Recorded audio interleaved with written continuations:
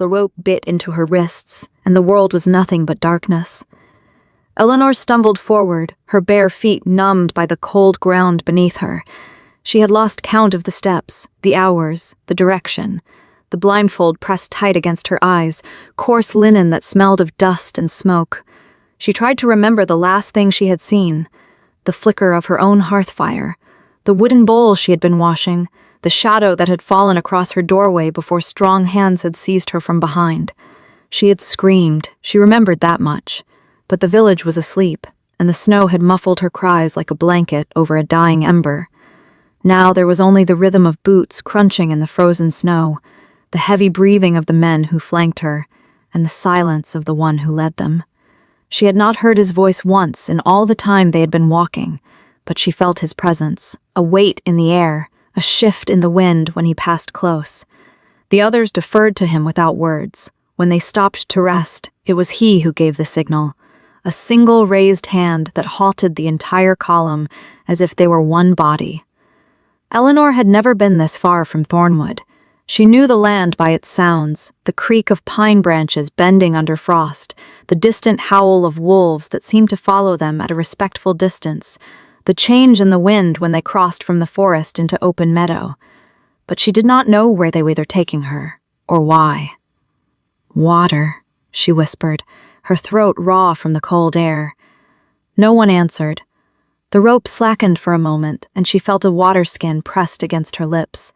She drank greedily, some of it spilling down her chin and freezing before it reached her neck.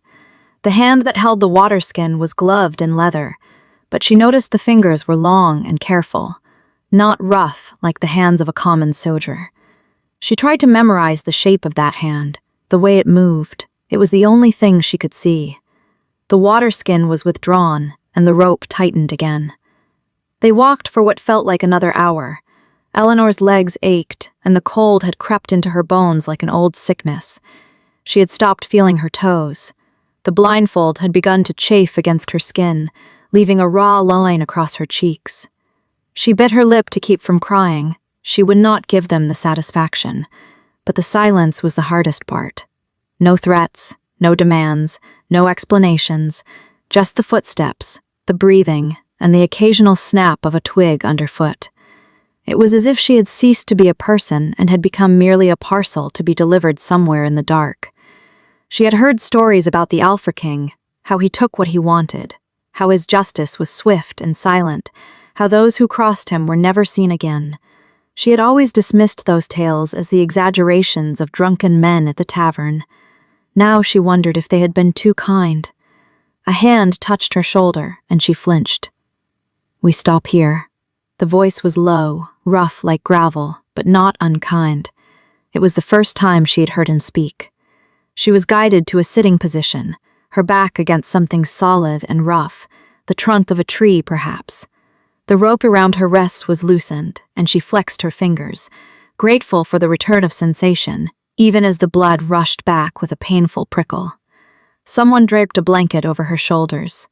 It smelled of wool and wood smoke, and she pulled it tight around herself without thinking. "Eat." The same voice. A piece of hard bread was pressed into her hand.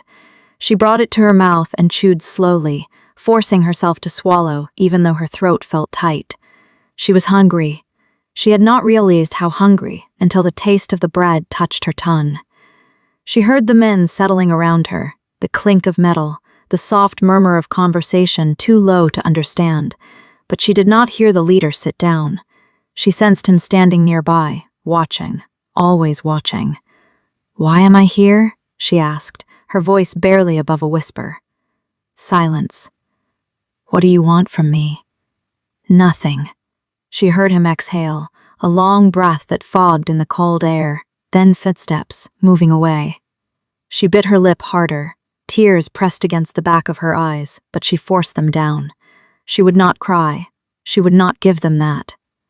The fire crackled to life somewhere to her left, and the warmth reached her face in waves. She turned toward it instinctively, grateful for the heat. Someone placed a cup of something warm in her hands. Grog, she realized, when she brought it to her lips. It was thin and slightly salty, but it was hot, and it steadied her.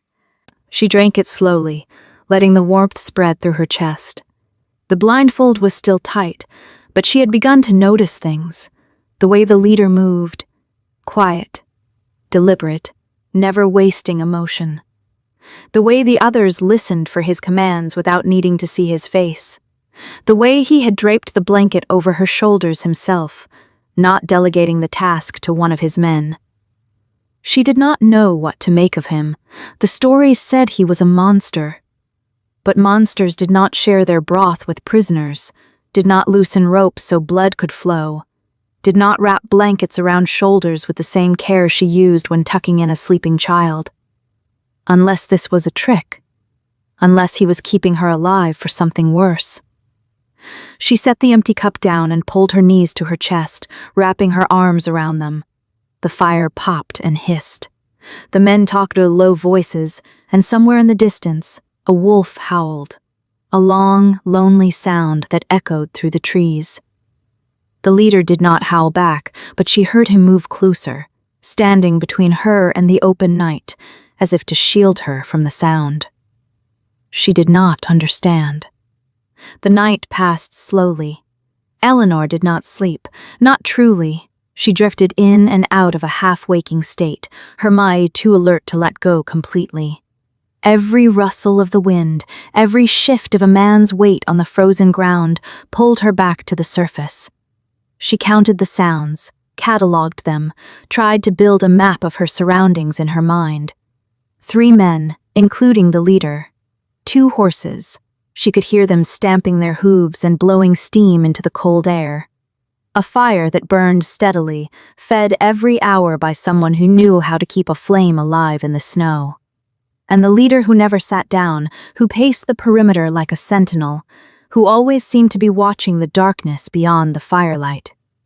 When morning came, she felt the change in the light even through the blindfold, a subtle brightening, a shift from black to deep gray. The rope was retied around her wrists, but this time the knots were looser, she noticed. She did not say anything. "On your feet." She stood, her legs stiff and cold. The blanket was taken from her shoulders, and she shivered in the sudden absence of warmth. Then the leader's cloak was draped around her instead, heavy, lined with fur, still carrying the heat of his body. She opened her mouth to speak, but he was already walking away. They marched again. The snow deepened and the path grew steeper. Eleanor's legs burned with the effort, but she did not ask to stop. She kept her head down and followed the sound of his footsteps ahead of her, trusting that they would lead somewhere even if she did not know where. The blindfold itched, the rope chafed, the cold gnawed at her fingers and toes, but beneath the fear, beneath the confusion, a small flame of curiosity had begun to flicker. Who was this man who gave his cloak to a prisoner, who loosened her bonds when no one was watching, who stood between her and the wolves in the dark? And why did he seem almost gentle? She did not have answers, but she had 3 more days of silence to find them. The second day was harder. The terrain changed from forest to rocky hillside, and the wind cut through her clothes like knives. The leader's cloak helped, but she was still cold, still hungry, still tired in a way that settled deep in her bones. She stumbled more than once, and each time a hand caught her elbow before she could fall. Always gloved, always firm, always releasing her as soon as she had regained her balance. By the 3rd day, she had stopped flinching when he touched her. She did not know what that meant. She was afraid to think about it. On the evening of the 3rd day, the ground leveled out, and she heard the sound of a gate opening, heavy iron hinges groaning under their own weight. The air changed, growing still and warm, carrying the scent of stone and burning torches. Voices echoed around her, the bustle of a place larger than any she had ever known. She was here, wherever here was. The rope around her wrists was cut, and the blindfold was pulled away. Eleanor blinked, her eyes watering in the sudden light. She was standing in a courtyard of gray stone, surrounded by walls that rose high above her, topped with battlements that cut into the darkening sky. Torches flickered in iron brackets, casting long shadows across the snow-covered ground. Men in armor stood at attention, their breath fogging in the cold, their eyes fixed on something behind her. She turned and saw him for the first time. He was tall, taller than she had imagined, taller than any man she had ever seen. His shoulders were broad beneath a cloak of dark fur, and his face was sharp and angular, carved by wind and weather and years of command. His eyes were gray, the color of winter storms, and they held hers without blinking. He did not look like a monster. He looked like a man who had not slept in years. "Welcome to Ashford Castle," he said, his voice flat. "You will be safe here." Then he turned and walked away, leaving her standing in the snow, shivering in his cloak, with questions burning on her tongue that she did not dare to ask. The great oak doors closed behind her with a sound like a stone falling into a deep well. Eleanor stood in the entrance hall of Ashford Castle, her blindfold gone, her hands free, and her heart beating so hard she could feel it in her throat. The cold of the winter night clung to her clothes, but the air inside was warm, heavy with the scent of burning pine and beeswax. Torches lined the stone walls, their flames casting long, dancing shadows across the floor. A great hearth at the far end of the hall roared with a fire large enough to roast a whole deer, and the heat hit her face like a wall. She had not felt warmth in 3 days. Her legs threatened to give way beneath her. She reached out and steadied herself against a wooden pillar, her fingers brushing against the carved surface. The wood was smooth, worn by generations of hands before hers. She let her palm rest there for a moment, grounding herself. The hall was empty. The men who had escorted her had dispersed into side corridors, their boots echoing on the stone before fading into silence. The Alpha King, Edward, she had heard one of the guards call him, had disappeared through a doorway to her left without a backward glance. She was alone. She did not know how long she stood there, swaying on her feet, staring at the fire. The flames crackled and popped, and the warmth seeped into her frozen skin, making her toes and fingers tingle with a painful, burning sensation that she welcomed. Pain meant she was still alive. Pain meant she had not been thrown into a dungeon yet. "Why are you still standing there like a lost lamb?"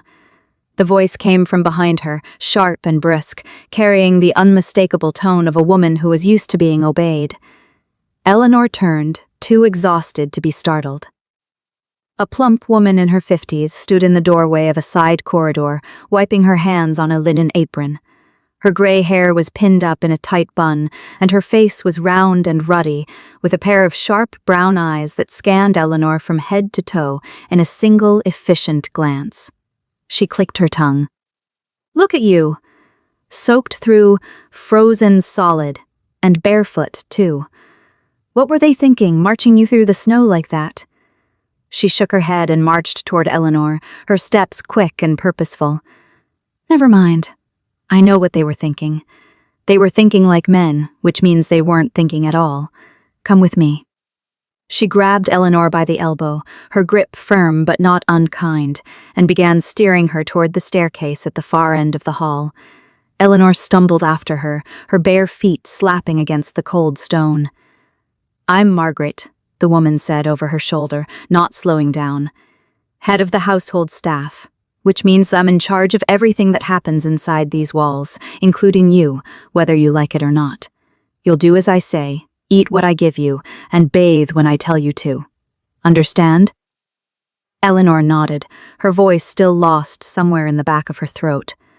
"Good. That's the first sensible thing you've done since you got here." Margaret led her up a narrow spiral staircase, her breath coming in quick puffs. 3 days, 3 days in the snow, and His Majesty couldn't be bothered to send a carriage. I told him.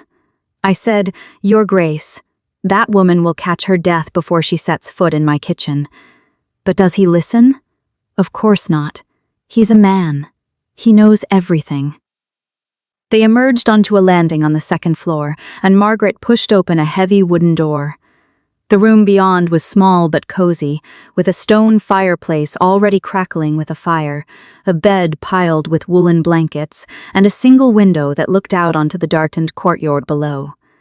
A wooden tub sat in the corner, steam rising from its surface, and a tray of bread, cheese, and a steaming bowl of broth waited at a small table by the hearth. Eleanor stared at the room, her mind struggling to process what she was seeing. "This is for me?" she whispered.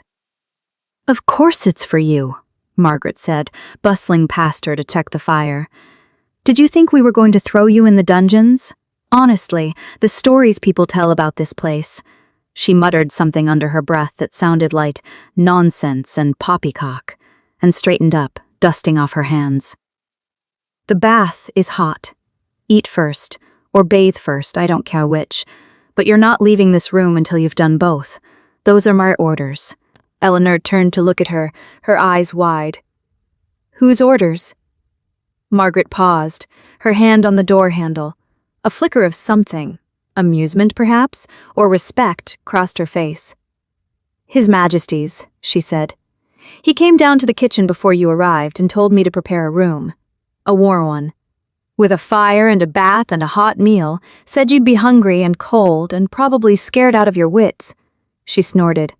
"First time I've ever heard him describe someone's state of mind so accurately. Must be getting soft in his old age." She opened the door to leave, then paused and looked back at Eleanor, her expression softening just a fraction. "You'll be safe here, girl. I know what they say about him outside these walls, but I've served this house for 30 years, and I've never seen him raise a hand to a woman or a child. He's a hard man, but he's not a cruel one. There's a difference." She left before Eleanor could respond, closing the door behind her with a gentle click. Eleanor stood in the middle of the room, her arms wrapped around herself, her breath coming in shallow, uneven gasps. The warmth of the fire pressed against her skin, and the smell of the broth made her stomach clench with sudden, fierce hunger. She looked at the bed, at the bath, at the tray of food, and felt something crack open in her chest. A small, fragile thing that she had been holding tight since the moment the blindfold had been tied over her eyes. She had expected chains and darkness. She had expected cold stone and the drip of water in a forgotten cell. She had expected to be interrogated, punished, used as a pawn in some game she did not understand. She had not expected this. She walked to the table and picked up the bowl of broth. It was still hot, and the steam carried the scent of herbs and chicken and something earthy, parsnips, maybe, or carrots. She brought it to her lips and took a sip. The warmth spread through her chest, and she felt tears prick at the corners of her eyes. She did not know why she was here. She did not know what Edward wanted from her, or what he planned to do with her. But for the first time in 3 days, she was warm. She was fed. She was safe. And that, for now, was enough. She ate slowly, savoring every mouthful. And then she undressed and lowered herself into the tub. The water was hot enough to turn her skin pink, and she let herself sink into it, letting the heat soak into her aching muscles. She closed her eyes and listened to the crackle of the fire and the distant howl of the wind outside. She thought about the man who had led her here. The gray eyes that had held no malice, only exhaustion. The deep, flat voice that had told her she would be safe. The way he had stood between her and the wolves, his body a shield, his hand resting on the hilt of his sword, as if daring the darkness to try. She thought about Margaret's words. "He's a hard man, but he's not a cruel one." She did not know if she believed that yet, but she was beginning to wonder. When she emerged from the bath, wrapped in a linen shift that Margaret had left for her, she climbed into the bed and pulled the blankets up to her chin. The mattress was softer than anything she had ever slept on, and the pillows smelled of lavender and clean wool. She closed her eyes, and the exhaustion that she had been holding at bay for 3 days crashed over her like a wave. She was asleep before the fire had burned down to embers. She did not dream. She woke to the sound of a door creaking open. Her eyes flew open, and she sat up, her heart pounding. The fire had died down to glowing coals, and the room was dim, lit only by the faint gray light of early morning filtering through the window. A figure stood in the doorway, silhouetted against the torchlight from the corridor beyond. It was him. Edward stood in the threshold, his tall frame filling the doorway, his face half hidden in shadow. He was wearing the same dark cloak he had worn on the journey, and his shoulders were dusted with fresh snow. He did not step inside. He simply stood there, looking at her, his gray eyes unreadable in the dim light. Eleanor's throat tightened. She pulled the blankets up to her chest, her heart hammering against her ribs. "Your Grace," she said, her voice hoarse from sleep. He did not respond at first. He just stood there, watching her, as if he were trying to decide something. The silence stretched between them, heavy and strange. Then he spoke. "Did you sleep well?" His voice was low, rough at the edges, as if he had not spoken in hours. It was not the voice of a king giving orders. It was the voice of a man who was tired, bone-deep tired, in a way that had nothing to do with physical exhaustion. Eleanor blinked, startled by the question. Yes, I did." He nodded once, a short, curt gesture. "Good." Another silence. He shifted his weight, and the snow on his cloak fell to the floor in a soft patter. He seemed to be struggling with something, his jaw tight, his hand gripping the edge of the doorframe. "I know you have questions," he said finally. "I know you are frightened and confused and angry. You have every right to be." He paused, and his eyes met hers. In the dim light, they looked almost silver, like the surface of a frozen lake. "I cannot answer them yet. Not all of them. But I can tell you this." He took a breath, and his voice dropped, softer than she had ever heard it. "I did not bring you here to harm you. I brought you here because it was the only way to keep you alive." Eleanor's breath caught in her chest. She opened her mouth to speak, to ask the question that had been burning in her mind for 3 days, but he raised a hand, stopping her. "Not yet," he said. "Rest today. Eat. Let Margaret fuss over you. When you are ready, I will tell you everything." He stepped back, pulling the door closed, but before it clicked shut, he paused and looked at her one last time. "Your village," he said, his voice barely above a whisper. "Thornwood. Do you know who Lord Aldrich is?" Eleanor frowned. "Lord Aldrich? He is a nobleman from the southern lands. He has visited our village twice to negotiate trade agreements with our lord. Why?" Edward's expression darkened, a shadow passing over his face. "Because he is the reason you are here." He closed the door before she could ask anything else, leaving her alone in the dim room, her heart pounding, her mind racing with questions that had no answers. She sat in the bed, staring at the closed door, the warmth of the blankets slowly fading around her. Lord Aldrich. She had met him once, briefly, when he had come to Thornwood the previous autumn. He had been polite, distant, his eyes scanning the village as if he were taking inventory rather than visiting. She had not thought much of him at the time. He was just another nobleman passing through, another face that would be forgotten as soon as it was gone. But now, Edward had spoken his name like a curse, like a threat, and she had the sinking feeling that the truth she had been waiting for was far darker than she had ever imagined. She pulled the blankets tighter around herself and stared at the fire, watching the embers glow and fade, like a heartbeat in the darkness. She did not know what was coming, but she knew, with a certainty that settled in her bones like cold water, that her life had changed forever the moment she had been blindfolded and led into the snow. And she was not sure if she would ever find her way back. The morning light crept through the narrow window of the tower room, pale and weak, as if it too was uncertain of its welcome. Eleanor sat up slowly, her body stiff from the unfamiliar softness of the feather bed. For a long moment, she simply stared at the fire that had burned down to embers overnight, the remnants of warmth still clinging to the stones around her. She had slept, truly slept, for the first time in days. And in the quiet of that morning, she allowed herself to think. She was not a prisoner. She had food, a fire, a bed. No one had come to hurt her. The door had not been locked from the outside.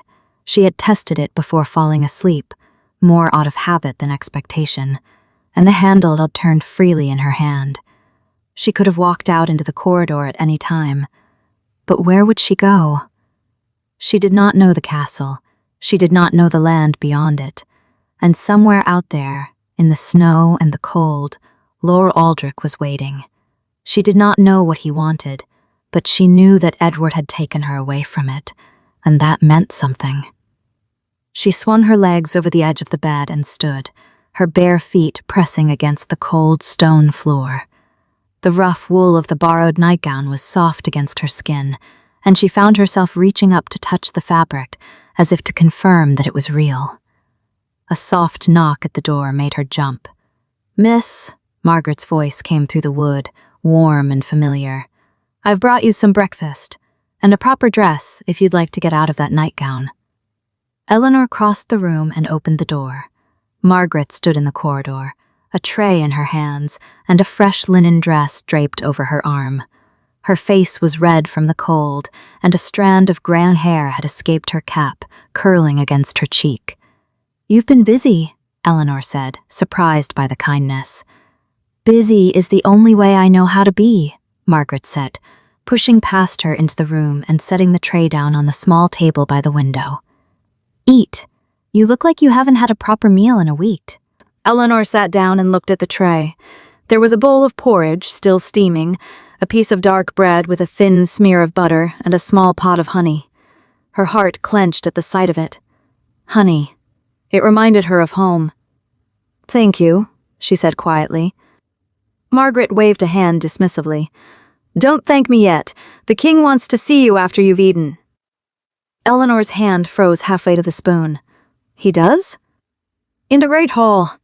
Nothing to worry about," Margaret added quickly, seeing the fear flicker across Eleanor's face. "He just wants to talk. He's not one for long conversations, our king. But he'll say what needs to be said.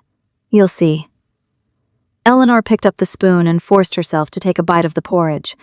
It was warm, sweetened with honey, and she realized how hungry she truly was.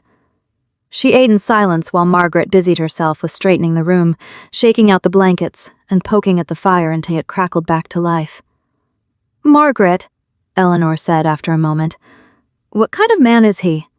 The king, I mean. I know what people say about him, the stories, but I want to know what you think." Margaret paused, her hand resting on the fire poker. She looked at the flames for a long moment before answering. "He's a lonely man," she said softly. "That's the truth of it. He's been alone for so long that he's forgotten what it feels like to have someone close. He trusts no one. Not because he's cruel, but because he's been hurt. Badly. And when a man like that gets hurt, he doesn't cry about it. He builds walls. He pushes people away." She turned to look at Eleanor, her eyes sharp and knowing. "But he brought you here. He didn't have to. He could have let whatever was coming find you, but he didn't. That means something, miss. I don't know what, but it means something." Eleanor set down the spoon. "He mentioned a name. Lord Aldrich. Do you know him?" Margaret's face darkened. "I know of him. And I know that our king has been watching him for months. Something is brewing, miss. Something bad. And I think you might be at the center of it." The words hung in the air, heavy and cold. Eleanor finished her breakfast in silence, her mind spinning with questions she did not dare to ask. Margaret helped her into the fresh dress, a simple gray woolen gown that fit her well enough, and combed her hair with a wooden brush. It was a small act of care, but it made Eleanor's eyes sting with unshed tears. "There now," Margaret said, stepping back to look at her. "You look presentable. Ready to face the king?" Eleanor took a deep breath. Ready enough. The great hall of Ashford Castle was vast and cold. The the stone walls lined with banners bearing the sigil of a grey wolf. A long table ran down the center of the hall, but only one person sat at it. Edward was at the far end, a plate of food untouched before him, a cup of wine in his hand. He looked up as Eleanor entered, and she saw the same exhaustion in his eyes that she had seen the night before, the same weight pressing down on his shoulders. He did not rise. He did not smile. He simply gestured for her to sit. Eleanor walked the length of the hall, her footsteps echoing against the stone. She sat down in the chair closest to him, leaving 2 empty seats between them as a buffer. "You slept well?" he asked. It was not a question born of politeness. He seemed genuinely curious. "I did," she said. "Thank you for the room, and the clothes, and the food." He nodded, taking a sip of his wine. "You'll need to stay inside the castle for now. The grounds are safe, but I cannot guarantee what lies behind them. Not yet." "How long?" "I don't know." Eleanor looked down at her hands, folded in her lap. She could feel the tension between them, the unsaid words pressing against the air. She wanted to ask him about Lord Aldrich. She wanted to know why her life was in danger. She wanted to understand why this man, this stranger, had chosen to save her. But she did not ask. Instead, she saw the way his hand trembled slightly as he set down the cup. She saw the shadows under his eyes, the way his jaw was clenched tight, as if he was holding something back. And she remembered what Margaret had said. "He's a lonely man." She stood up. Edward's eyes followed her, wary and watchful. "What are you doing?" he asked. "I'll be back in a moment," she said. "Please, just wait." She left the hall before he could stop her. She walked quickly, her heart pounding, back to the tower room. She found the small pot of honey still sitting on the tray. She picked it up, along with a clean cup, and returned to the great hall. Edward was still sitting where she had left him, his expression unreadable. She walked to the table, poured hot water from a kettle that had been left near the fire, and stirred a spoonful of honey into it. The smell of warm honey filled the air, sweet and familiar. She set the cup down in front of him. "Drink this," she said softly. "It will help." He looked at the cup, then at her. For a long moment he did not move. Then, slowly, he reached out and wrapped his hands around the warm clay. He lifted it to his lips and took a sip. His eyes closed, just for a second. When he opened them again, something had shifted. The wariness was still there, but beneath it, there was something else. Something softer. "Thank you," he said. His voice was rough, barely above a whisper. Eleanor sat back down. She did not speak. She simply sat with him, in the silence while the fire crackled and the wind howled against the stone walls. And for the first time since she had been blindfolded and led into the snow, she did not feel afraid. She felt needed. The morning after the honey water, Eleanor woke to a pale gray light filtering through the narrow window of her tower room. The storm had passed. The world outside lay quiet and white. But the sky was beginning to clear, and a faint hint of blue crept along the eastern edge. She sat up slowly, her body still stiff from the journey, but her mind clearer than it had been in days. The fear had not disappeared, but it had settled into something manageable, something that left room for other feelings. Curiosity, mostly, and a strange, quiet hope. Margaret arrived with a tray of bread, cheese, and a small pot of honey. She set it down on a table with a grunt of satisfaction. "You're looking better this morning, dear," she said, eyeing Eleanor with approval. "Color's coming back to your cheeks. That's good. That's very good." Eleanor smiled, a small, tentative thing. "Thank you, Margaret, for everything." Margaret waved a hand dismissively. "Don't thank me yet. The real work hasn't started. Did you sleep well?" "Better than I expected." "Good." Margaret paused, her eyes narrowing slightly as she studied Eleanor. "You know, there's a garden, down below, past the east wing. It's been neglected for years. But the soil is still good. Some of the old herbs still grow there. When they're left alone." Eleanor's brows lifted. "A garden?" "The king's mother kept it." before she passed. It was her pride and joy. Margaret's voice softened. After she died, no one tended to it. But the earth remembers if you give it a chance. Eleanor thought of the beeswax wrapped in her bundle, the seeds she had brought from Thornwood. She had not known why she had packed them. Perhaps she had hoped, even then, that she would find a place to plant them. "Could I see it?" she asked. Margaret's face broke into a warm smile. "I was hoping you'd asked." The garden was smaller than Eleanor had imagined, but it was not without charm. Stone walls enclosed it on 3 sides, sheltering it from the wind. The 4th side opened onto a view of the distant mountains, their peaks sharp against the pale sky. A single oak tree stood in the center, its branches bare, its trunk thick with age. The beds were overgrown with weeds, and the paths were covered in a thin layer of snow. But beneath the frost, Eleanor could see the dark, rich soil. She could see the bones of the garden, waiting to be brought back to life. She knelt down, brushing the snow away with her gloved hand. The earth was cold, but it was not frozen. It gave way beneath her fingers, soft and yielding. "You'll need tools," Margaret said from the doorway. "I'll have some brought up, and a pot of tea if you'd like." "Thank you, Margaret." The older woman lingered for a moment, as if she wanted to say something more. Then she shook her head and turned away, her footsteps crunching in the snow. Eleanor sat back on her heels, looking around the garden. It was a mess, truly. But it was a beautiful mess. She could see the potential, the shape of what it would become. And she had time. She had nothing but time. She reached into her pocket and pulled out the small bundle of beeswax and seeds. She unwrapped it carefully, her fingers brushing over the tiny, dark specks. Bee balm. It was a hardy plant, resistant to cold, able to grow in poor soil. It was exactly what this garden needed. She found a patch of earth near the oak tree, where the snow had melted first. She dug a small hole with her fingers, placed 3 seeds inside, and covered them gently. It was not much, but it was a beginning. She spent the rest of the morning clearing weeds and turning the soil. The work was physical, grounding.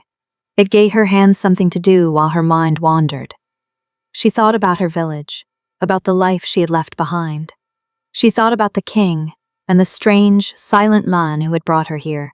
She thought about the way he had looked at her last night, when she had handed him the cup of honey water, as if she had given him something he had not known he needed.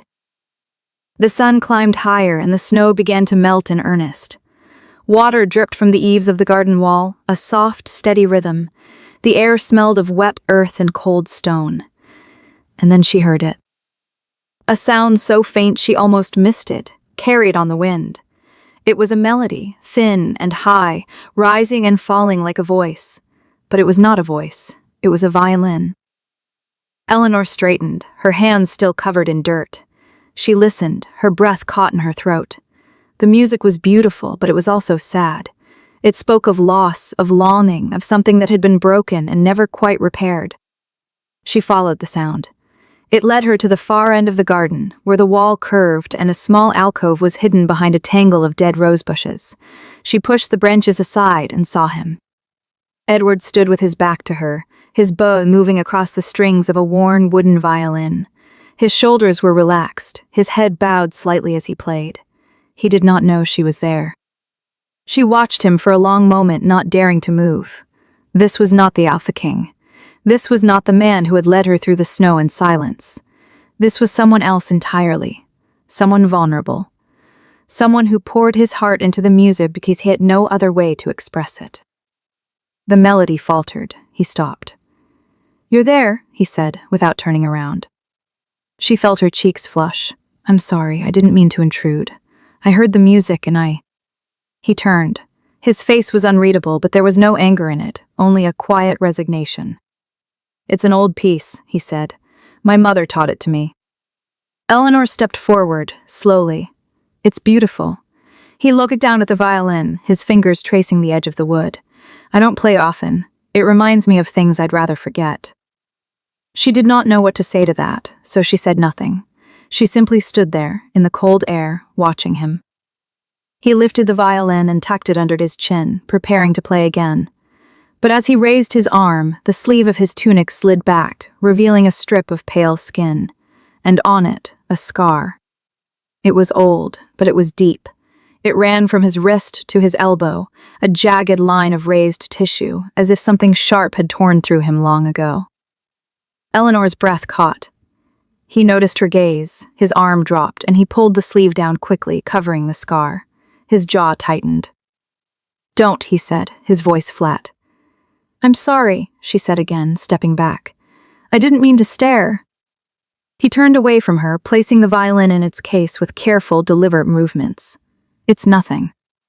It doesn't look like nothing." He stopped. The silence stretched between them, thick and uncomfortable. She could see the tension in his shoulders, the way his hands had curled into fists. She should have left. She knew she should have left. But she did not. "I have scars too," she said quietly. "Not like yours, but they're there. Under my clothes, where no one can see them." He turned his head slightly, just enough to look at her from the corner of his eye. "Why are you telling me this?" he asked. "Because I want you to know that you're not alone." She took a breath. "You don't have to tell me where it came from, but if you ever want to, I'll listen." He stared at her for a long moment, then slowly the tension in his shoulders eased. Just a fraction. "The garden," he said, changing the subject. "I saw you planting something." She blinked at the shift, but she let it happen. "Bee balm. It's good for tea and the bees like it." "Bees?" "I used to keep them. In my village, they're quiet creatures, hard-working. They don't ask for much." He nodded slowly. "I'll have Margaret bring you more soil and a proper trowel." "Thank you." He picked up the violin case and walked past her, his steps heavy on the frozen ground. As he passed, he paused. "The scar," he said, his voice barely audible. "It was my father's brother. He tried to kill me when I was 16. Then he was gone, striding through the garden gate, leaving her standing alone under the gray sky. Eleanor pressed a hand to her chest, feeling her heart beat against her ribs. He had told her, not everything perhaps, but something, a small, fragile piece of himself. She looked down at the patch of earth where she had planted the seeds. It was not much, but it was a beginning. Behind her, a soft rustle drew her attention.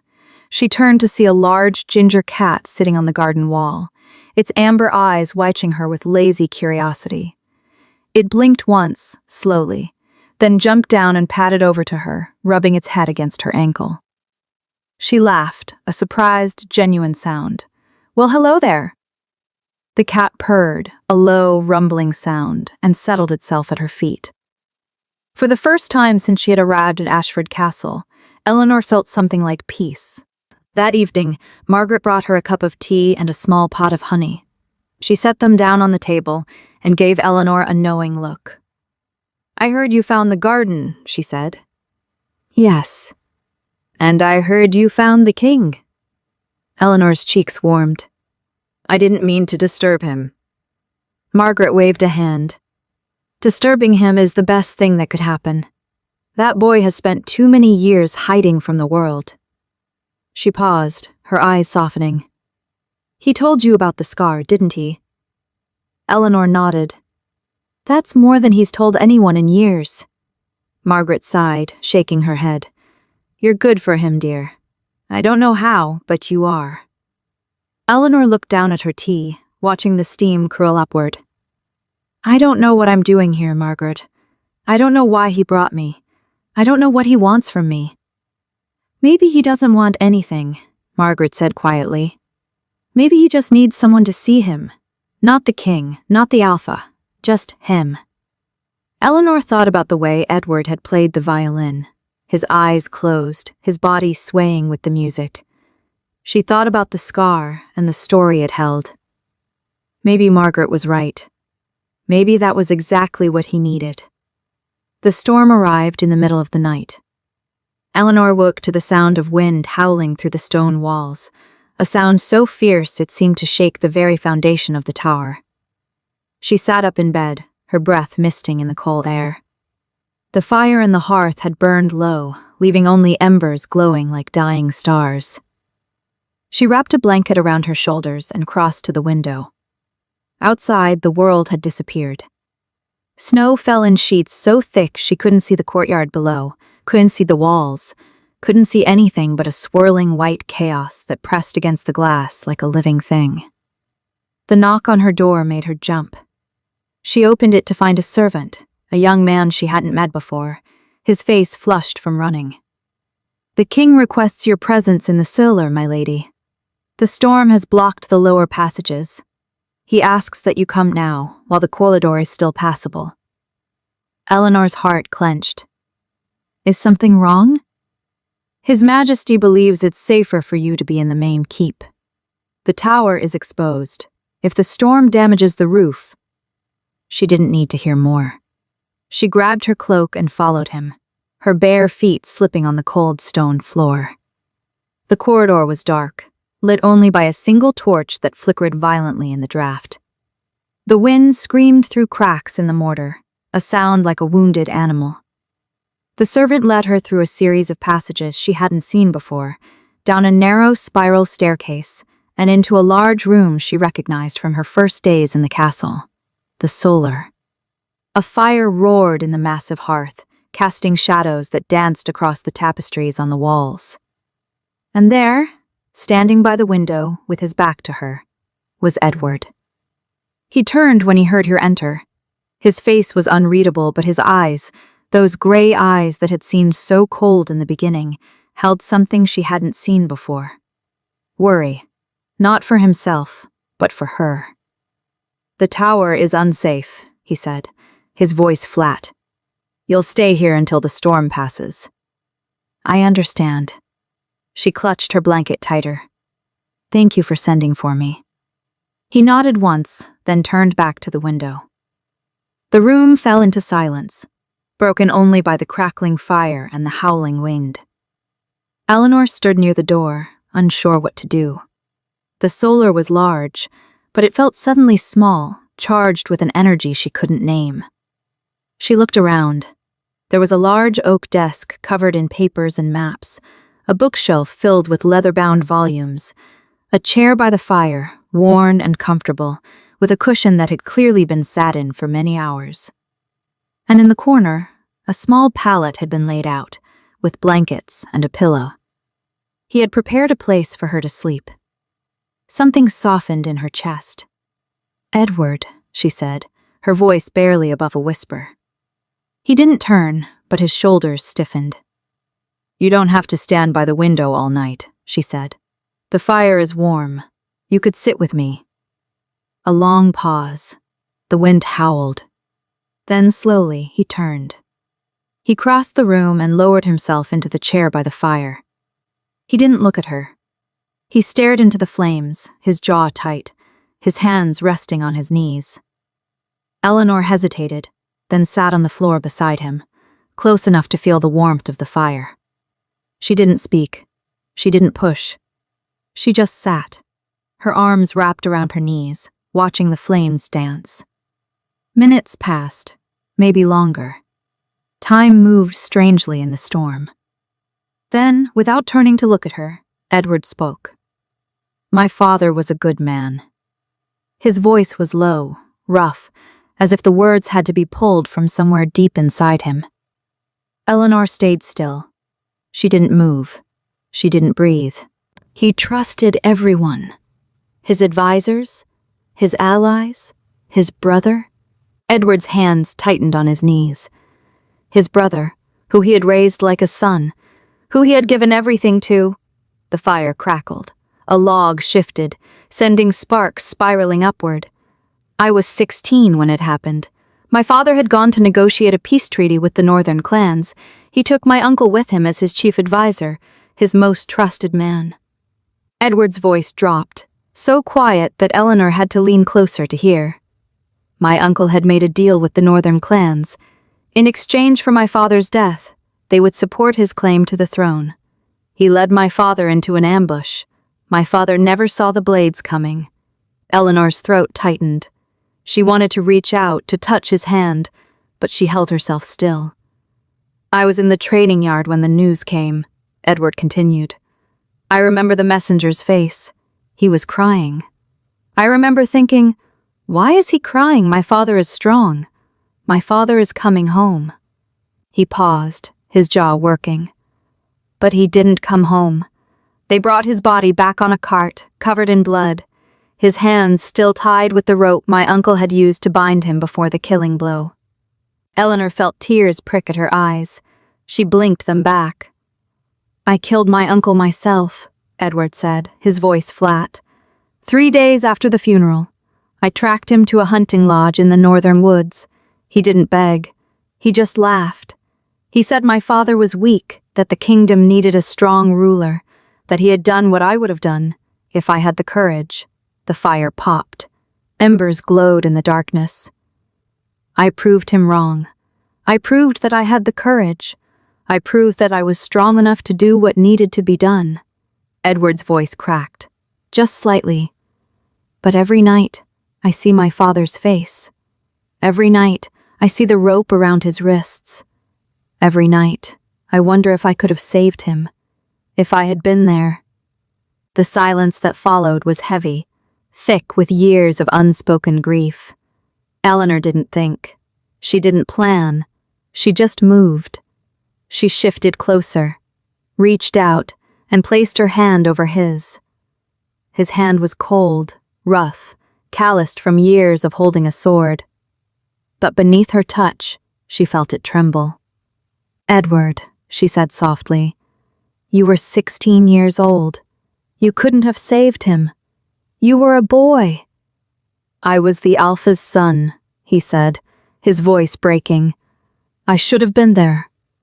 No, she squeezed his hand. You should have been allowed to be a boy, to grieve, to be angry, to be scared. You shouldn't have had to carry all of this alone. He looked at her then, really looked at her. His gray eyes were wet, though no tears fell. There was a rawness in his face that she had never seen before, a vulnerability that stripped away the king, the alpha, the legend. He was just a man who had lost his father too young, who had been forced to become hard and cold because the world had given him no other choice. I don't know why I told you that, he said, his voice barely a whisper. Because you needed someone to hear it, Eleanor said, and I'm here. I'm not going anywhere. The wind howled, the fire crackled, and for the first time since she had arrived at Ashford Castle, Eleanor saw the faintest softening in Edward's eyes. He didn't pull his hand away. He didn't speak.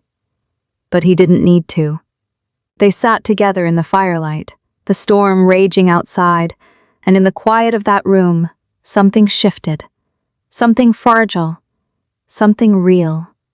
A crack in the armor. A door left open, and for the first time since she had arrived at Ashford Castle, Eleanor saw the faintest softening in Edward's eyes. He didn't pull his hand away. He didn't speak. But he didn't need to. They sat together in the firelight, the storm raging outside, and in the quiet of that room, something shifted. Something fragile. Something real. A crack in the armor. A door left open. And for the first time in 16 years, Edward of House Ashford did not feel quite so alone. The storm broke on the third morning. Eleanor woke to silence. For 2 days, the wind had screamed against the tower walls like a wounded beast, rattling the shutters and driving snow into every crack. Now, nothing. Just the pale gray light of dawn seeping through the frost-laced window, and the distant sound of men's voices shouting in the courtyard below. She sat up slowly, her body stiff from days of lying in the same bed. The fire had burned down to embers. The room was cold, but not as cold as it had been during the storm. She wrapped the wool blanket around her shoulders and crossed the window. The world outside was transformed. Snow had drifted halfway up the walls of the inner bailey, burying the garden benches and the well, and the low stone wall where Margaret sometimes sat to shell peas. Men with shovels were already carving paths through the drifts. The sky was the color of old pewter, flat and heavy. but no more snow was falling. And at the main gate, a party of riders was arriving. Eleanor pressed her forehead against the cold glass, squinting. There were 6 of them, all on horseback, their horses' breath steaming in the still air. Their cloaks were not the dark gray of Ashford colors. They were deep blue, edged with silver thread. Foreign colors. The leader of the party was a tall man with a sharp, clean-shaven face and a fur hat pulled low over his brow. Even from this distance, there was something about the way he sat his horse that spoke of importance, of authority. She watched as the gate swung open and the riders trotted into the courtyard. The tall man dismounted before his horse had fully stopped, handing the reins to a stable boy without looking at him. He strode toward the main hall as if he owned the place. Eleanor's stomach tightened. She didn't know why. She had no reason to fear visitors. She was not a prisoner here. Not anymore, not really. The door to her tower room was not locked. Margaret had told her she could walk in the gardens whenever she wished, though the snow had made that impossible. Edward had not given her any rules, any restrictions. But something about those blue cloaks made her feel cold in a way the storm never had. She dressed quickly, pulling on the woolen gown Margaret had left for her, and laced her boots. She would go downstairs. She would find Margaret. She would ask. The castle felt different as she descended the spiral staircase. Quieter, tenser. The servants she passed in the corridors kept their eyes down. Their steps hurried. No one met her gaze. When she reached the kitchen, she found Margaret standing by the hearth with her arms crossed, staring into the fire. "What's happening?" Eleanor asked.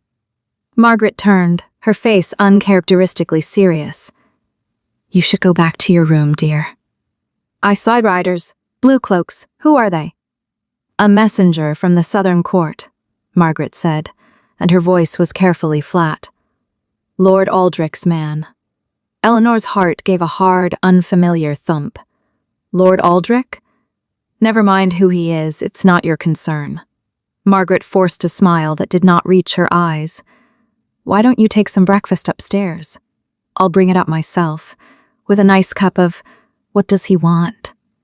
The question hung in the air between them. Margaret's smile faltered.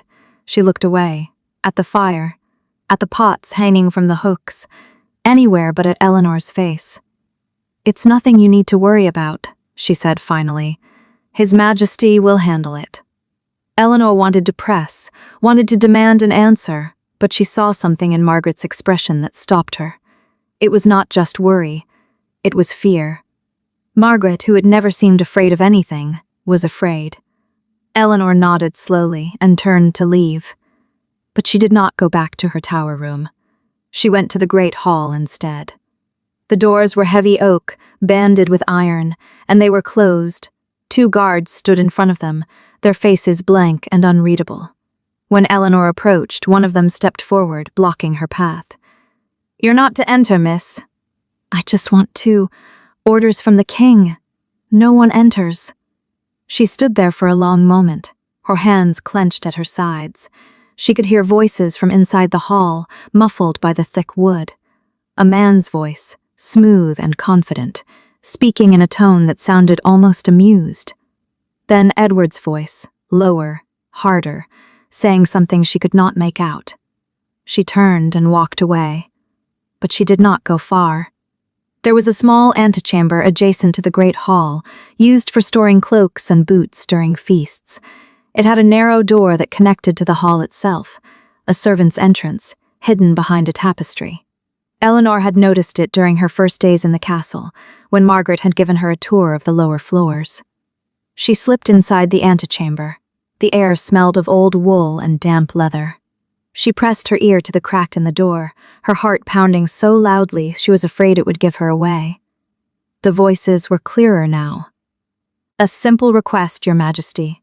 The smooth voice belonged to the tall man with the fur hat. "Lord Aldrich asks only for what is rightfully his." "She is not a piece of property." Edward's voice was low, controlled, but Eleanor could hear the edge beneath it. "She is a woman of Thornwood, under my protection. With respect, Your Majesty." She was promised. The marriage contract between Lord Aldrich's nephew and the village of Thornwood was signed and sealed 6 months ago. The girl was part of the arrangement. A gesture of goodwill. A gesture. Edward's voice was cold now, cold as the snow outside. You speak of a living woman as a gesture. I speak of a contract. Lord Aldrich's nephew is a patient man, but even patience has its limits. The girl was to be delivered to the southern court before the first snow. Instead, she disappeared. And now we find her here, in your castle. The insult is that you think I would hand over an innocent woman to satisfy your lord's political ambitions. There was a pause. Eleanor could hear the crackling of the fire in the great hall, the creak of a floorboard as someone shifted their weight. Your Majesty, the smooth voice said, and now it carried a hint of warning. Lord Aldrich is not a man who takes refusal lightly. He has 1,200 men stationed at the southern border. I would not wish to see them march north. Is that a threat? It is a fact. The girl was promised. She belongs to Lord Aldrich's household now. If you refuse to honor the contract, there will be consequences. Not just for you, Your Majesty, for Thornwood, for every village between here and the border. Eleanor's blood turned to ice. Belongs. Promised. Contract. The words echoed in her skull, each one a hammer blow. She had not been taken from her village as a punishment. She had not been kidnapped by a tyrant. She had been taken because Edward had stolen her from someone else. She was a bargaining chip, a piece of paper, a promise made between men who had never asked her name. She stumbled backward, away from the door, her hand pressed to her mouth. Her breath came in short, sharp gasps. The antechamber felt too small, too dark, the walls closing in around her. Edward had not saved her. He had simply claimed her first. She had to get out. She had to leave this castle, this place of cold stone and hidden doors, and men who spoke of her as if she were livestock. She had to go back to Thornwood, back to her bees, back to the life she understood. She turned and ran. She did not know where she was going.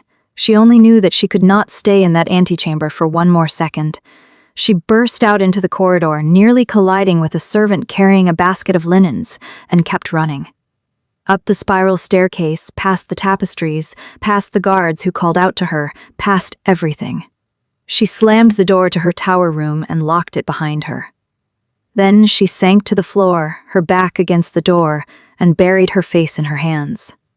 She had trusted him. She had held his hand.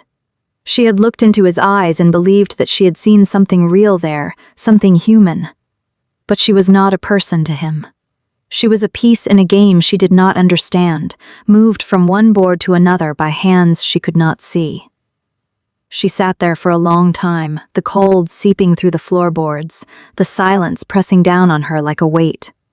And when she finally lifted her head, her eyes were dry and her face was set. She was not going to wait for someone else to decide her fate. She was going to find a way out of Ashford Castle, and she was going to do it tonight. The tower room was quiet. Too quiet. Eleanor had waited until the last torch in the corridor had been extinguished, until the footsteps of the night patrol had faded into the distant murmur of the castle's breathing. She had counted the chimes of the bell in the keep, 12 of them, then 1, then 2. 2 in the morning, the deepest hour of the night. She had packed nothing. No extra clothes, no food, no blanket. Speed mattered more than comfort. If she was caught carrying a bundle, she would have no excuse. But if she slipped out with empty hands, she could claim she was simply walking the corridor to calm her nerves. The lie was thin, but it was all she had. She pulled the hood of her wool cloak over her head and pressed her ear to the door. Nothing. No footsteps. No voices. She turned the latch, slow, so slow that the metal barely sighed, and pulled the door open just wide enough to slip through. The corridor was dark, lit only by the dying embers of the wall sconces at the far end. The stone floor was cold beneath her bare feet. She had left her boots by the bed, knowing that the leather soles would echo on the stairs like drumbeats. She moved along the wall, her fingers brushing the cold stone for balance. The tower stairs were to her left, narrow, winding, descending into the belly of the keep. She had never taken them alone before. Margaret had always led the way, a candle in her hand, muttering about the draught and the damp. There was no candle tonight. There was only the dark, and the cold, and the desperate certainty that she could not stay. She reached the top of the stairs and paused. The wind howled beyond the thick stone walls, a low, rhythmic groan that seemed to come from the earth itself. Snow rattled against the narrow windows like grains of salt thrown by an invisible hand. A storm, a bad one. She hesitated. The warmth of the tower room called to her, a memory of the fire she had let die out hours ago. She could go back. She could lock the door, crawl into bed, and pretend she had never tried. But then she saw his face again. Edward's face, across the great hall, the firelight carving shadows into his features. The way he had looked at Lord Aldrich's messenger, not with anger, but with something worse. Certainty. The certainty of a man who had already made his choice and knew the cost. She was a piece in his game, a piece he was willing to sacrifice, if it came to that. No, she would not wait to find out. She took a breath, shallow, sharp, and started down the stairs. The tower stairs were treacherous in the dark. Each step was uneven, worn by centuries of feet, some deeper than others. She kept one hand on the wall and one hand outstretched, her toes feeling for the edge before she committed her weight. She counted the steps. 20, 40, 60. At the bottom, she knew, there was a narrow door that led to the kitchen yard. Margaret had mentioned it once, in passing complaining about the delivery boys who left it unlatched. If it was still unlatched, she could slip out into the storm. The walls of the castle were visible from the yard, but there was a postern gate near the stables that led to the outer road. She had seen it on the day of her arrival, when her blindfold had been removed for the first time. She could find it. She had to find it. The stairs ended. She felt for the door, wood, rough-hewn, with a heavy iron ring for a handle. She pushed. It did not move. She pushed harder. Nothing. Locked, of course. After Aldrich's messenger, someone had secured every exit. She stood there in the dark, her hands still on the cold iron ring, and felt the hope drain out of her like water through a sieve. She could try the main gate, but that would mean crossing the great hall where the night guards would be stationed. She could try the chapel. There was a side door there. She had seen it from the garden, but the garden was 2 floors down, and she would have to pass through the east wing, where the soldiers were quartered. Every path was blocked. Every door was barred. Except one. She turned and looked back up the stairs, toward the tower room. There was another way out. A window. The tower room had a window that overlooked the outer wall. It was narrow, barely wide enough for her shoulders, but if she could squeeze through, she could drop onto the roof of the guardhouse below. From there, it was a short jump to the snowdrift that piled against the outer wall. She had seen it from the courtyard. The drop was not fatal, it was only foolish. But foolish was better than trapped. She climbed back up the stairs, her legs burning, her breath coming in ragged clouds. When she reached the tower room, she did not go inside. Instead, she turned down the corridor that led to the small alcove where the window was. The wind was louder here. The window was not glazed. It was a simple arrow slit, covered by a wooden shutter. She unlatched the shutter and pushed it open. The storm hit her like a wall. Snow and wind and ice, all at once, filling her eyes and her mouth and her lungs. She gasped and staggered back, her hands gripping the stone frame. The cold was so fierce it felt like burning. She could not do it. She could not climb out into that. But she could not stay either. She lifted her leg and hooked her knee over the sill, and then she heard it. A footstep. Behind her. Slow, deliberate, heavy. She froze. "Don't." The voice was low, hoarse. She knew it. Edward. She did not turn around. She kept her knee on the sill, her hands gripping the cold stone. Her face turned into the storm. The snow melted on her cheeks and ran down her neck like tears. "Don't," he said again, closer now. "It's a 40-foot drop. The snowdrift won't catch you. Not in this wind." She closed her eyes. She did not know if it was the cold or the fear that made her shake. "How did you find me?" "I didn't. I was already here." She turned her head, just enough to see him over her shoulder. He was standing in the shadows at the end of the corridor, his dark cloak blending into the darkness. He was not wearing his boots. He was barefoot on the cold stone, his feet pale against the dark floor. He had come without armor, without guards, without even shoes. He had come alone. "Why?" she whispered. He did not answer at first. He took a step closer, then another, until he was close enough that she could see his face in the faint light from the open window. His hair was wet with melted snow. His eyes were dark, unreadable. "Because I knew you would try," he said, "and I knew you would not make it." She felt the anger rise in her chest, hot and sharp. "You knew? Of course you knew. You know everything, don't you? Every door, every window, every thought in my head." "No," he said quietly. "I don't know what you're thinking. I never have." "Then why won't you let me go?" "Because you will die out there." "I will die in here," she said, her voice breaking. "I will die waiting for you to decide what to do with me. I will die being a piece in your game." He was silent for a long moment. Then he stepped past her, reached up, and pulled the shutter closed. The wind stopped. The silence rushed in like a held breath. "Come," he said. He turned and walked back down the corridor, his bare feet silent on the stone. He did not look back to see if she was following. She should have stayed. She should have climbed out the window the moment he turned his back. But she did not. She followed him.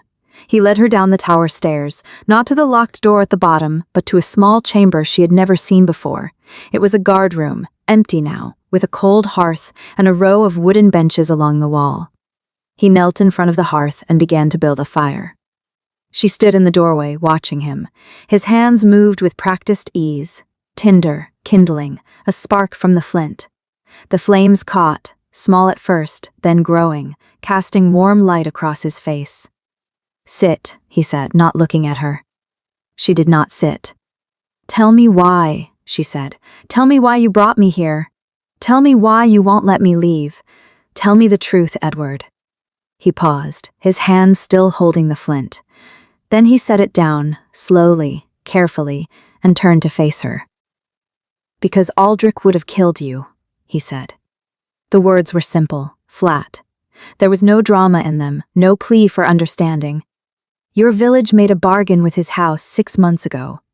A marriage contract between your lord's daughter and Aldrich's nephew. You were a gift, Eleanor, a token of good faith. You were not asked, you were not told. You were listed in the agreement as part of the dowry." She felt the blood drain from her face. "That's not possible. My lord would never. Your lord would have done anything to secure the alliance. He did not know Aldrich's true intention. Aldrich planned to use the marriage as cover for an invasion. Your village was to be the staging ground. And you—" He stopped, his jaw tightened. "You would have been killed the night of the wedding. To make it look like an attack from the north. To give him cause to march." She shook her head. "No, you're lying." "I have the letter," he said, "signed by Aldrich's own hand. I intercepted it 3 days before the wedding." She stared at him. The fire crackled between them, casting shadows that danced across his face. "Why?" she whispered. "Why would you save me? You don't know me." He looked at her then, and for the first time, she saw something in his eyes that was not control, not certainty, not the cold calculation of a king. He looked tired. "Because no one saved my mother," he said. The word that hung in the air between them, fragile and raw. "I was 12 years old when my father's brother turned against him. I watched my mother beg for mercy. I watched her die. I watched. And I did nothing, because I was a child and I was afraid." He stood up, slowly, his knees cracking in the silence. "I am not a child anymore, and I am not afraid, Aldrich. but I am afraid of standing by while someone else is used and discarded." He walked to the door, then stopped, his hand on the frame. "The storm will pass by morning. The guards will be doubled tonight, but if you still want to leave tomorrow, I will not stop you. I will give you a horse and supplies and a safe route to the nearest village. I will not hold you here." He turned just slightly so that she could see the edge of his face in the firelight. "But I hope you stay." He left. She stood alone in the guardroom, the fire warming her face, the snow still melting in her hair. And for a long time, she did not move. The morning came gray and heavy, the snow still falling in thick curtains that swallowed the world beyond the castle walls. Eleanor stood at the window of her tower room, her breath fogging the glass, watching the courtyard below swarm with activity she did not fully understand. Men in leather and chainmail moved in disciplined lines. Horses were led from the stables, their breath pluming in the cooled air. A blacksmith's hammer rang from the armory, sharp and relentless. The sound of steel being sharpened drifted up through the stone walls like a promise of violence. She had not seen Edward since the night before, not since he had stood in the guardroom, his voice raw with old grief, and told her he hoped she would stay. She had not slept. She had sat by the fire, replaying every word he had spoken, every tremor in his hands, every shadow that crossed his face. The truth he had given her was heavier than any blindfold. It did not set her free. It tethered her to something she did not yet understand. A knock at the door made her turn. Margaret entered without waiting for a reply, her face flushed from hurrying up the stairs. She carried a bundle of cloth under one arm, dark wool, thick and practical. "The king sent this," she said, laying the bundle on the bed. "Said to tell you the roads will be passable by midday if you still mean to leave." Eleanor looked at the bundle. A cloak, travel clothes, supplies. She did not reach for it. "What is happening out there?" she asked. Margaret's mouth tightened. She walked to the window and looked down at the courtyard, her hands folded in front of her apron. "Lord Aldrich's men crossed the northern ford at dawn. A scout rode in an hour ago. They'll be at the foot of the mountain by nightfall, if the snow doesn't slow them." "How many?" "More than we have, by the numbers I hear whispered." Margaret turned to face her, her expression unreadable. "The king is preparing to ride out and meet them. He means to draw them away from the castle." Eleanor's chest tightened. "Away from the castle? Or away from me?" Margaret did not answer. She did not need to. Eleanor walked to the bed and picked up the bundle. The wool was coarse against her fingers, the stitching sturdy, practical. It was the gift of a man who kept his promises. "He told me I could leave," she said quietly. "He did." Margaret's voice was softer now. "And he meant it. That's the trouble with that boy. He always means what he says, even when it costs him." Eleanor looked down at the cloak in her hands. The weight of it was not heavy, but it pressed against her palms like an accusation. She had wanted to leave. She had dreamed of it, her feet on open ground, the blindfold gone, the world wide and free before her. But that had been before she knew the truth. Before she had seen Edward's hands tremble as he spoke of his mother. Before she had heard him say, with the quiet desperation of a man who had carried his loneliness for too long, "I hope you stay." "Where is he now?" she asked. "The war room, with his captains." Eleanor set the bundle down on the bed. She smoothed the wool flat, once, twice, then turned and walked to the door. "Eleanor," Margaret's voice stopped her. "What are you doing?" She did not look back. "I'm going to see him." The war room was in the eastern wing of the castle, a long stone hall with a heavy oak table at its center. A map of the northern territories was spread across it, weighted at the corners with candles and a dagger. The air was thick with the smell of wax and old paper, and the sharp tension of men who knew they were outnumbered. Edward stood at the head of the table, his back to the door, his hands planted on the map. He had changed into a leather tunic reinforced with steel plates across the shoulders and chest. A sword hung at his belt. He looked like a king, tall and immovable, a wall of muscle and command. But Eleanor had seen him without the armor. She had seen the cracks. She stepped into the room. The captains turned, their eyes narrowing. A young man with a scar across his jaw opened his mouth to speak, but Edward raised his hand without looking up. "Leave us." They filed out in silence, casting glances at Eleanor as they passed. The door closed behind them with a heavy thud. Edward straightened slowly, but he did not turn around. "You should be packing," he said. His voice was flat, controlled. "I should be," she agreed. "Margaret brought me a cloak." He said nothing. She walked around the table until she stood at his side. The map before them showed the northern ford, the mountain pass, the village of Thornwood marked with a small ink cross. Her village, the place she had called home. "You're going to ride out and meet them," she said. "Yes. You're going to draw them away from the castle, so that I can slip out the southern gate and disappear into the forest." He finally turned to look at her.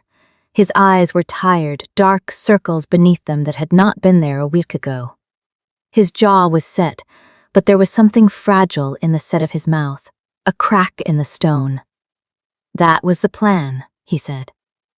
"And what happens to you after I'm gone?" He looked away. "That is not your concern, Edward." His name, spoken aloud, hung in the air between them. It was the first time she had said it without the title, without distance. She saw his shoulders tighten, a flicker of something, surprise or pain, or both. He turned to face her fully, and for a moment he did not look like a king. He looked like a man who had spent so long being strong that he had forgotten how to be anything else. "I did not bring you here to put you in the middle of a war," he said, his voice low. "I brought you here to keep you safe. If you stay, I cannot guarantee that. If you leave, I can." "And what about you?" she asked. "Who keeps you safe?" He stared at her, silent. She stepped closer, close enough to see the faint scar that ran from his temple into his hairline, the one she had noticed on the first night in the tower, close enough to see the pulse beating in his throat. "I'm not going to run," she said. "Eleanor, you told me last night that you hoped I would stay. I heard you. I was standing right there." She reached out and took his hand. It was cold, the knuckles rough with calluses. "I did not come all this way, blindfolded and terrified, to learn the truth and then leave you to face it alone." His hand tightened around hers, just slightly, just enough. "You don't understand," he said, his voice breaking at the edges. "If they take the castle, if Aldrich's men find you here, then I will be where I chose to be." She looked up into his eyes, and she did not look away. "I have spent my whole life being moved like a piece on a board. I was a daughter, then a bride, then a prisoner, then a guest. But I have never once chosen where I stood." She squeezed his hand. "I am choosing now." He closed his eyes. His chest rose and fell with a long, slow breath. When he opened them again, there was something raw in his gaze, something unguarded. "You are the most stubborn woman I have ever met," he said, but there was no anger in it, only wonder. "I learned it from my bees," she said, and she almost smiled. "They do not leave the hive just because a storm is coming. They stay, and they protect what is theirs." He lifted his free hand and touched her cheek, his thumb brushing the curve of her jaw. The gesture was so gentle, so careful, that it made her chest ache. "I will come back," he said. "I will ride out, and I will meet Aldrich, and I will come back to you. I swear it." She covered his hand with her own, holding it against her face. "Then I will be here," she said, waiting. He leaned forward and pressed his forehead to hers. They stood like that, in the cold stone room, the map of their fate spread out beneath them, the storm howling beyond the walls. And for a moment, the war did not exist. But the war was real, and it was coming. The horns sounded at dusk. Eleanor stood in the tower window, watching the gates open, watching the column of riders file out into the falling snow. Edward was at the front, his black cloak streaming behind him, his silhouette stark against the white landscape. He did not look back. She pressed her hand to the cold glass and watched until he disappeared into the storm. Behind her, on the bed, the wool cloak lay untouched. She had made her choice. The night was long, and the sound of battle carried on the wind like a living thing. Eleanor sat in the tower room with Margaret, the fire burning low, the castle silent except for the distant roar of men and steel. The horns had faded hours ago, swallowed by the storm. Now there was only the wind, and the waiting, and the cold knot of fear in her chest. She had not moved from the window since the gates closed behind Edward. The snow had covered his tracks within minutes, as if the earth itself had swallowed him and his men whole. Margaret brought her tea. She did not drink it. The old woman sat beside her, saying nothing, her gnarled hands folded in her lap. The cat, Thomas, had curled up on the bed, his yellow eyes half closed, his tail flicking lazily. Eleanor stared into the darkness. "He will come back," Margaret said at last. "He always does." "How do you know?" "Because he has something to come back to now." Eleanor turned to look at her. Margaret's face was lined with years of service, of watching kings come and go, of carrying secrets in her silence.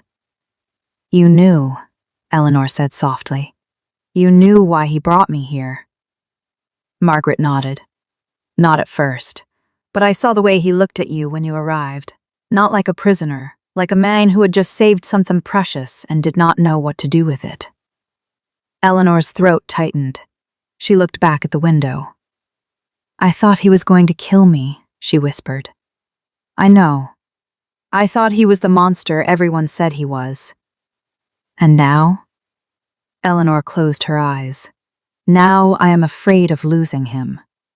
Margaret reached over and squeezed her hand. "Then you already know the truth, child. You just need him to say it." The hours crawled by like wounded animals. Eleanor dozed in the chair by the fire, her head resting against the cold stone wall. She dreamed of the blindfold, of the silent march through the snow, of the moment when the hands had lifted her from the cart and she had felt the ground change beneath her feet. She dreamed of the voice, low, careful, never harsh, telling her to step forward, to trust, to keep walking. She woke with a start. The door was opening. A man stood in the doorway, covered in snow and blood, his face pale, his cloak torn. For a moment, Eleanor did not recognize him. Then he staggered forward, and the firelight caught his eyes. Edward. She was on her feet before she knew she had moved, crossing the room in 3 steps, her hands reaching for him. He caught her wrist, his grip weak, his breath ragged. "Eleanor," he said, and his voice was barely a whisper. "I am sorry." "Sorry for what?" She guided him to the chair, pushing him down, her hands already searching for the wound. "Where are you hurt?" "Edward." He lifted his left arm, and she saw the gash through his sleeve, dark with blood, the fabric clinging to the wound. She tore the cloth away, revealing a deep cut running from his forearm to his elbow, the edges ragged, the flesh raw. She did not flinch. She had seen worse on the farm. She had bandaged men who fell from roofs and children who cut their feet on broken pottery. She did not faint at the sight of blood. "Margaret," she called, her voice steady. "Hot water, clean cloth, and a small pot of honey from my room." Margaret was already moving, her old bones faster than Eleanor had ever seen. Edward watched Eleanor work, his head leaning back against the chair, his eyes half closed. She cleaned the wound with gentle hands, her fingers careful, her touch light. He did not flinch when the cloth touched the torn flesh. He only watched her, his gaze heavy, as if seeing her for the first time. "The battle is over," he said. "Aldrich is dead." Eleanor did not look up. "Good." "His men are scattered, the castle is safe." "Good." "Eleanor." She stopped. She looked up at him, her hands still holding the cloth against his wound. "Why did you not tell me?" she asked. "From the beginning, why did you let me believe I was your prisoner?" He closed his eyes. "Because if I had told you the truth, you would not have believed me. And if you had tried to leave, you would have been caught by Aldrich's men before you reached the first village." "What truth?" He opened his eyes. They were gray, like the winter sky, and in the firelight they looked almost silver. "Your village was a bargaining chip," he said. The marriage to his nephew had only been the first layer of it. Lord Aldrich had negotiated a marriage alliance with the northern clans. The price was Thornwood, the land, the people, everything. Your lord agreed to hand it over in exchange for military support against the eastern tribes. Eleanor's hands went still. Thornwood was to be given away? Not given, sacrificed. The northern clans do not take prisoners, Eleanor. They take land. The people would have been scattered or killed. Your bees, your honey, your neighbors, the children, all of it. Gone. She stared at him, the cloth forgotten in her hands. "I learned of the plan 3 days before the exchange was to take place," Edward continued, his voice rough, each word pulling at his strength. "I had no proof, no time. I could not march on your lord without starting a war I was not ready to win. So I did the only thing I could. You took me. I took a hostage from the village to buy time. I chose you because you were the beekeeper, the one person whose absence would be noticed but not immediately investigated. I thought I could use the confusion to send word to the eastern tribes, to break the alliance, to—" He stopped. His jaw tightened. "I did it wrong," he said. "I handled it like a king, not like a man. I thought if I kept you ignorant, I could keep you safe. I thought silence was protection. I thought—" "Edward." She reached up and touched his face, her fingers gold against his cheek. "You saved my life. I terrified you." "Yes," she said. "You did. But you also fed me. You gave me a warm room. You sat with me in the dark when I could not sleep. You let me stay when I chose to." She took his hand, the one with the old scar on the wrist, and pressed it gently against her chest. "You showed me who you were," she said. "Not with words, with everything else." He looked at her hand holding his, at the blood-stained cloth on the floor, at the fire casting shadows on the walls. "The scar," she said quietly. "The one on your arm, the old one." He did not pull away. "My uncle," he said. "The night he betrayed my father, he came at me with a dagger. I was 16. I caught the blade with my arm and then I killed him with my bare hands." Eleanor's breath caught. "I have carried that scar for 20 years, he said. "I have carried the memory of his blood on my hands. I have carried the fear that I am no better than him, that I am just a man who takes what he wants and calls it duty." He looked at her and his eyes were wet. "But I did not take you for myself," he said. "I took you to save you. And I have spent every day since wondering if that makes me any better at all." Eleanor leaned forward and pressed her forehead to his. "It makes you better," she whispered. "Because you are asking the question. A monster does not ask." He let out a breath, a sound that was almost a sob, but not quite. She wrapped her arms around him, careful of his wound, and held him as his shoulders shook, as the weight of 20 years and 1,000 silences finally broke. They stayed like that, the fire crackling, the wind howling, the castle quiet around them. After a long time, he spoke again. "Your village is safe," he said. "The alliance was broken when Aldrich fell. The eastern tribes withdrew. Your lord has no bargaining chip now." Eleanor pulled back and looked at him. "Thornwood is still standing?" "Yes. I sent word before the battle. The villagers were told to shelter in the church. No one was harmed." She stared at him, her heart pounding, her eyes filling with tears. "You saved them," she said. "All of them." "I saved you," he said. "The rest was secondary." She laughed, a wet, broken sound, and kissed his forehead, his cheek, the corner of his mouth. You are the most frustrating, silent, stubborn man I have ever met, she said. I know. And I am not leaving. He looked at her, his gray eyes soft, the firelight dancing in them. I know that too, he said. She took his hand and pressed it to her cheek, the way she had done before he rode out, the way she would do 1,000 times again. Now, she said, let me finish bandaging your arm, and then you are going to tell me everything. About your father, about the war. About the cat. The cat. Yes, I want to know why Thomas likes you more than he likes me.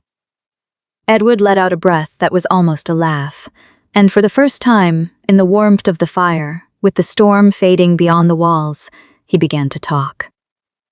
The morning after the battle, the castle felt different. Not quiet. There was still the clatter of boots in the courtyard, the distant ring of a blacksmith's hammer, the murmur of servants clearing the last traces of the night's chaos. But the air itself had shifted. The tight, coiled tension that had gripped Ashford Castle for weeks, months perhaps, had finally loosened, like a fist slowly opening. Eleanor stood at the window of the tower room, watching the sun rise over the snow-covered fields. The storm had passed. The sky was a pale, clear blue, the kind of cold winter morning that made the world look new. She heard the door open behind her, but she did not turn. She knew the footsteps by now, the heavy, deliberate stride, the slight dride of the left boot where the floorstone was uneven. You should be in bed, she said softly. I should be many things, Edward's voice came from the doorway. Apparently, lying still is not one of them. She turned. He stood leaning against the doorframe, his arm bound in fresh bandages, his face pale but steady. He had changed out of his bloodied tunic into a simple linen shirt, dark trousers, boots. He looked less like a king and more like a man who had not slept in 2 days, which, she supposed, he had not.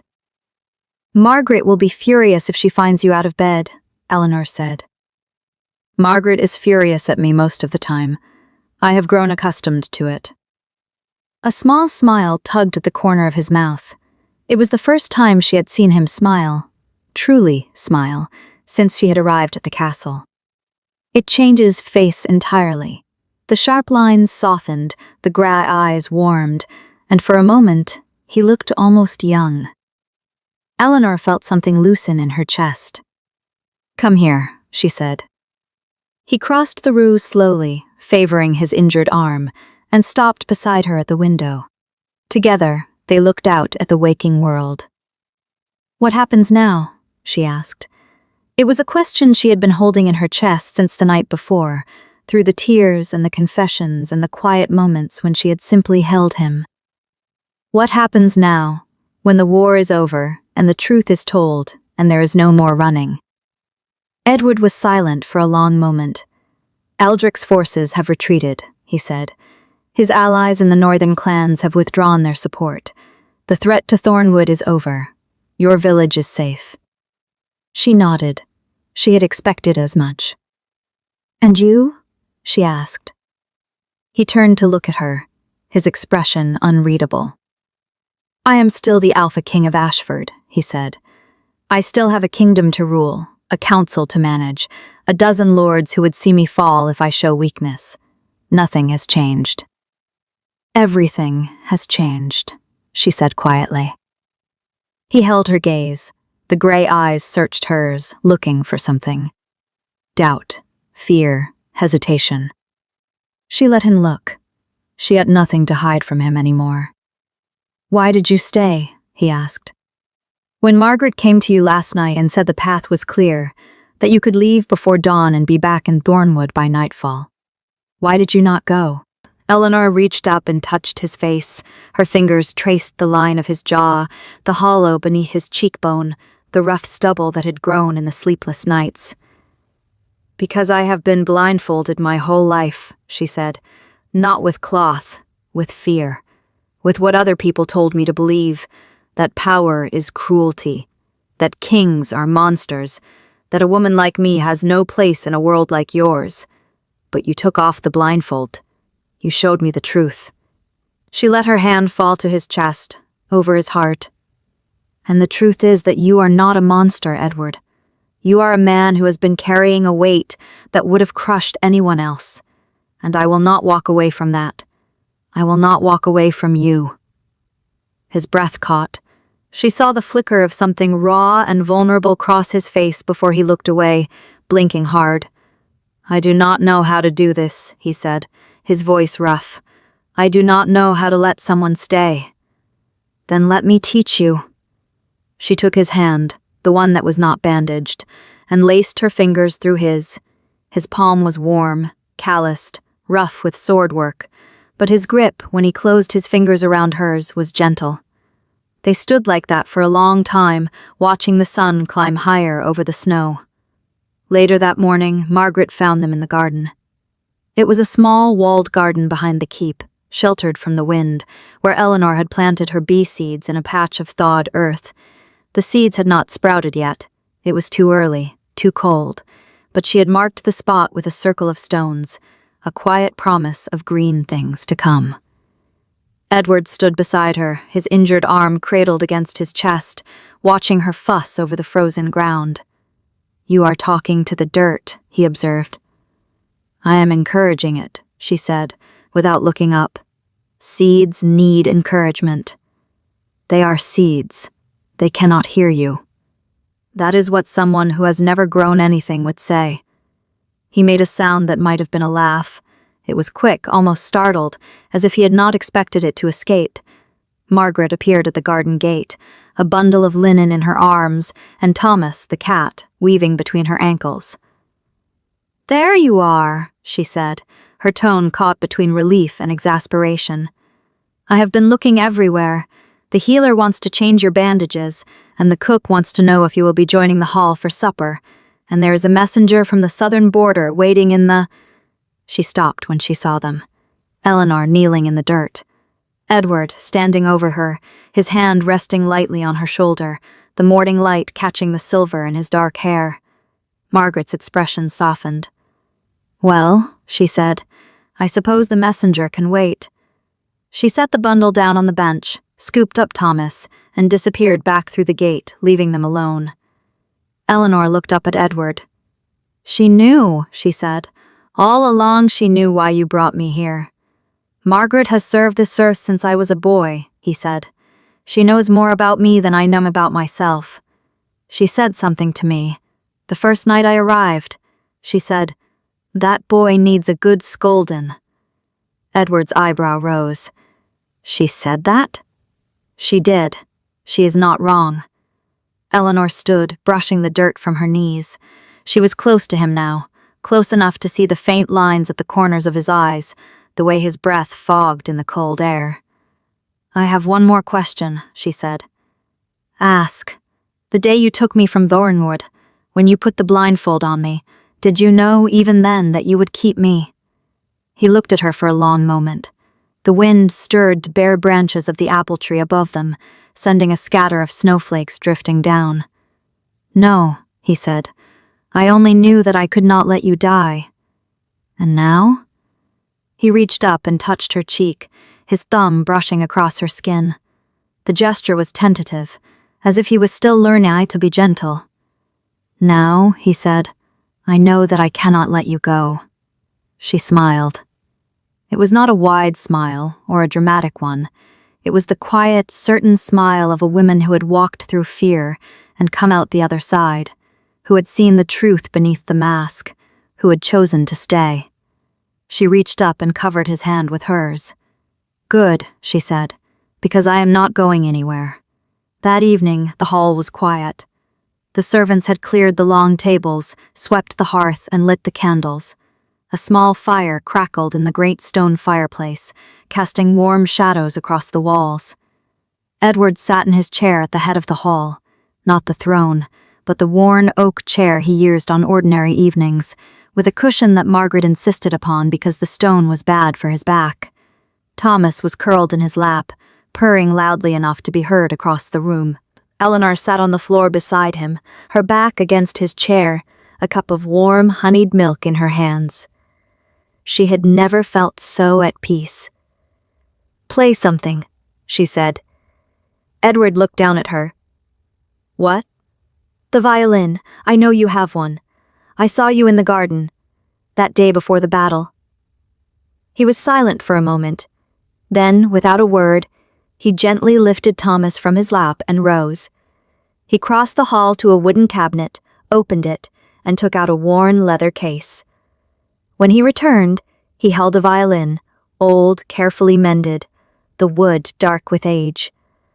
"I have not played for anyone in years," he said. "Then play for me." He sat down on the edge of the hearth, adjusted the instrument under his chin, and drew the bow across the strings. The first note was tentative, uncertain. The second was clearer. And then, slowly, the melody unfolded, a simple, aching tune like wind through bare trees, like snow falling on still water. Eleanor closed her eyes and listened.